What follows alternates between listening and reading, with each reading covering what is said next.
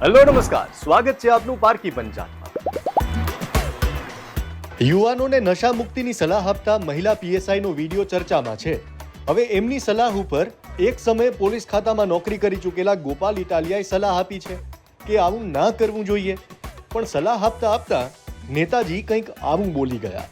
જેને જેને નાની મોટી આલતુ ફાલતુ નોકરીઓ મળી જાય છે એને પછી કીડો કળી જાય છે સમાજને જ્ઞાન આપવાનો। કોઈ તલાટી બને, કોઈ કોન્સ્ટેબલ બને, કોઈ પીએસઆઈ બને, કોઈ ડેપ્યુટી કલેક્ટર બને, કોઈ મામલતદાર બને।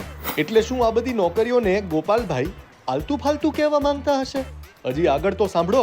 કેમ કે આપણે કાચના ઘરમાં રહીએ છીએ। સરકારી માણસોની એટલી હિંમત નથી કે ગમે તેવું અધમમાં અધમ, જૂઠમાં જૂઠ, હળાહળ અધમ કૃત્ય થતું હોય તો પણ પોતાના ઉપરી અધિકારીને ધ્યાન દોરી શકે, સૂચન આપી શકે, રોકી શકે એવી ઓકાત ગુજરાતના એક પણ સરકારી માણસમાં નથી।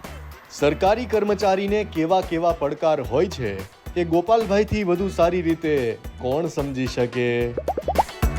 શેર એન્ડ ડાઉનલોડ કરો દિવ્ય ભાસ્કર એપ।